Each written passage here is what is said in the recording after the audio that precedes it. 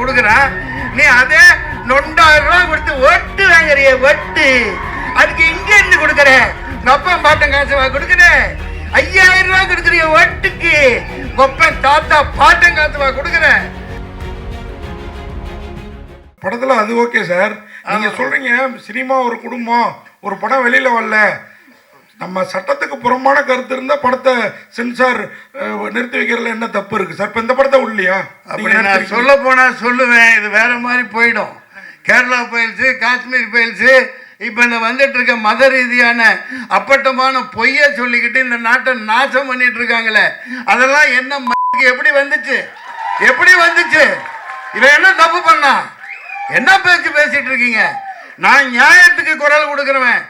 நான் சாதாரண அடிப்படை தரமட்டத்தில் தர லோக்கல்னா அதைத்தான் அதை எதிர்க்கிறேன். இந்த சென்சார் ஒரு வேணாண்டா, மொக்கட்ட குடுறா கையில, இந்த ஆட்சியே வேணான்னு தூக்கி போடுங்க. உண்மையானவர் வாங்க, 4 பத்திரிக்கை வாங்க, 4 சொசைட்டியில் அந்த ஒரு மத ரீதியான உண்மையான ஆன்மீகவாதி 2 பேர் உட்காருங்க, சினிமாக்காரன் 4 பேர் உட்காரு, ப்ரொடியூசர் 4 பேர் உட்காரு, லிரிக்ஸ் ரைட்டர், இப்படி ஒரு 20 பேர் டீமை வைங்க. சென்ட்ரல் கவர்மெண்ட் ஒரு வேணாம், நீங்க கிழிச்சதெல்லாம் போதும். நிறைய பாதிக்கப்பட்டாச்சு. நன்றி, வணக்கம் சார். மதுரகாந்த் சார் வாங்க. குற்ற மாதிரி இல்லை உங்களை, வாங்க இங்க வாங்க. தோருங்க நீங்க இவ்வளவு நேரம் சென்சார் என்ன வேணாலும் கேட்கலாம். சென்சார் போர்டை கேட்டீங்கல்ல. நான் படம் எடுக்கிறவன் தான், எனக்கு சொல்றதுக்கு உரிமை இருக்கு. வாழ்க்கை ஜனநாயகன படத்தை 2 வருஷம் தூக்கிட்டு டெல்லிக்கு பொட்டியும் தூக்கிட்டு அலைஞ்சேன். இந்த ஞானசேகரன் கொடுக்கல, கடைசி நான் பொட்டியை தூக்கிட்டு இப்போ மாதிரி டிஜிட்டல் கிடையாது, அது வேற காலகட்டம். நான் சமாளிச்சுட்டு வெளியே வந்துட்டேன். வாழ்க்கை ஜனநாயகம்னு படம் அது நல்லா ஓடிச்சு. ஒரே ஒரு ஷாட் அதில் இருந்துச்சு, இந்தியா விற்பனைக்குன்னு போட்டிருந்தேன். எது இந்தியா விற்பனைக்குன்னு போட்டிருந்தேன். நான் ஒரு காயலாங்கடை வியாபாரி. அதில் மேப்பு, உலக மேப் இருக்கும், இந்தியா மேப் இருக்கும், விற்பனைக்குன்னு போட்டு மேப் போட்டிருந்தேன். அதை தூக்குனாருன்னா தூக்க முடியாதுன்னு களி. இப்போ நாட்டை நாசம் பண்ணி இந்தியாவை உண்மையிலே வித்துட்டு இருக்காயா. மூஞ்சியை கொண்டு போய் எங்கேயா வச்சுக்கிறது? எல்லாத்தையும் வித்துட்டாங்க. சரி சார், நம்மெல்லாம் சும்மா. சரி சார், படம் வந்துருச்சு. கருப்பு முந்தா நேற்று பாருங்க, 600 கிலோமீட்டர்ல என்ன கங்கா பெரிய, எவ்வளோ பெரிய கிலோமீட்டர், எவ்வளோ பெரிய ரோடு, என்னாச்சு? தூக்கி அதான் நீங்கள் அப்படியே கொடுத்துட்ட. 70% இந்த உனக்கு, இந்த அம்பானிக்கு. என்னடா நாடாடா இது? வித்து திங்கிறாங்க எல்லாம். கேளுங்கய்யா. இல்லை சார்,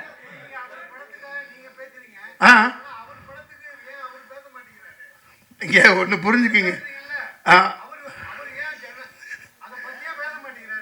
காரணங்கள் இருக்குங்க, காரணங்கள் இருக்கும். அது அவர்கிட்ட தானே கேட்கணும். நான் ஒரு சினிமாக்காரனா, என் குடும்பஸ்தனா, எப்போ தேவையோ அப்போ குரல் கொடுக்க வேண்டியது ஒரு ஆதங்கம். நான் எப்போ ரிலீஸ் ஆனால் குடும்பத்தோடு போய் பார்ப்பேன், இதே தேட்டரில் பார்ப்பேன். அதை பதிவு பண்ணியிருக்கேன், எல்லாத்துக்கும் தெரியும். இப்போ ஏங்க நீங்கள் தனிப்பட்ட தாக்குதல்லாம் நடத்த வேணாம். அவர் தயாரிப்பாளர் எவ்வளோ பாதிக்கப்பட்டிருக்காங்க, லட்சக்கணக்கான ரசிகர்கள், கோடிக்கணக்கான பேர். அது ஒரு ஆஃப்டர் சினிமா தான், தூக்கி போட்டலாம், அது வேற விஷயம். ஆடியோ லான்ச்ல எடுத்துட்டு இருப்பார் சார் அவரு. ஆடியோ லான்ச்ல எடுத்துக்க வரா, அப்புறம் என்ன ஆடியோ லான்ச்? புரியல. ஆடியோ லான்ச் ஆமாங்க, அதான் மலேசியாவில் தான் மாலிக் பாய் பின்னிட்டானே, பெரிய மாலிக். மலேசியாவே தூக்கி போட்டு அது வரைக்கும் உலக சரித்திரத்தில் இல்லாத அளவுக்கு பண்ணியிருக்காரு. அவர் தான் ஏழையா சார்? நீங்க குரல் கொடுத்துனுறீங்க. தமிழ்நாட்டில் நடத்திருந்தா பரவாயில்ல. நான் ஒரு ப்ரொடியூசரா அதோட பேசுறேங்க. ஆடியோ லான்ச் பல கோடி போயிருக்கும். ஆமா, ஏன் தமிழ்நாட்டில் இருக்க மலேசியால போய் வைக்கிறீங்க? என்ன பேசுறீங்க? அமெரிக்கால கூட வைப்பாங்க. நம்ம தமிழ் சினிமா எங்க போயிருக்குது? துபாயில கூட வைக்கலாம். நல்லா நடந்துச்சா அங்க? என்ன பேச்சு பேசுறீங்க? டிக்கெட் விற்பனை பண்ணி தான் சார் உள்ள அலோ பண்ணாங்க. எது? டிக்கெட் வித்து தான் உள்ள. சரி, அதனால உங்களுக்கு என்ன போகுது? நீங்க ஏன் வைத்தறிச்சல் பண்றீங்க? கடைசி கஷ்டப்படுறீங்களே.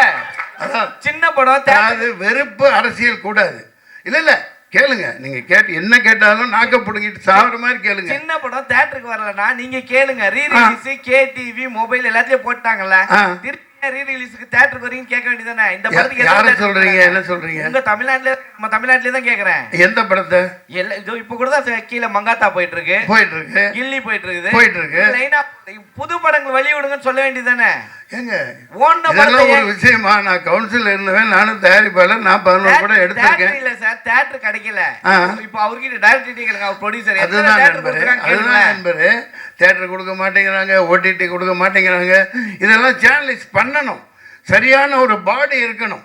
இராணுவம் மாதிரி ஒரு நம்ம தயாரிப்பாளர்கள், ஏன்னா அவங்க தான் கடவுள்கள், அவங்க தான் முதலாளிகள். அதனால் சகோதரர் கேட்டார், நண்பர், பழைய நண்பர் தான் அவர். நான் அவருக்கு வக்காலத்து வாங்குறதுக்கெல்லாம் வரல, ஆதங்கம்.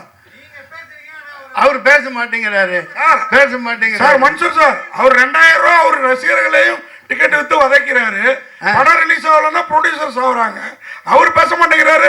நீங்க எல்லாம் பேசி என்ன ஆக போகுது சார்? நான் நடிகர் இல்லையா? அவர் நாளைக்கு அரசியல்வாதியை வந்து என் உடம்புல ரத்தம், நடிகர் ரத்தம் ஓடுது இல்லையா? மீடியாவே மீட் பண்ண மாட்டேங்கிறாரு சார். நிமிஷம், நீங்க 2000 ரூபாய் வாங்கிக்கிட்டு அவரு சினிமா காட்டாருன்னு சொல்றீங்க. அதுக்கு பவர் இருக்குது. வாங்குறவன் வாங்குறான், கொடுக்குறவன் கொடுக்குறான்.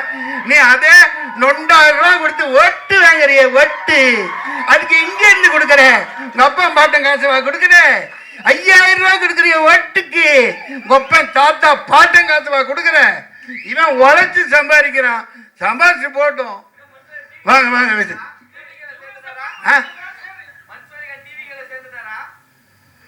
சில்லித்தனமா கேட்க கூடாது. என்னை பத்தி என் கேரக்டரையே புரிஞ்சுக்க மாட்டேங்கிறீங்க. நான் நியாயத்து பக்கம் எப்பவும் நிற்பேன். நான் எந்த இது அதெல்லாம் எனக்கு அப்பாற்பட்டது. அது கொஞ்சம் அரசியலில் அவருக்கு அனுபவம் இல்லாமல் இருக்கலாம், அது வேற விஷயம். இது கருப்பு பல்சர் தயாரிப்பாளர் பணத்தை போட்டுட்டு அடி வைத்து நெருப்பு கட்டிக்கிட்டு இருக்காரு.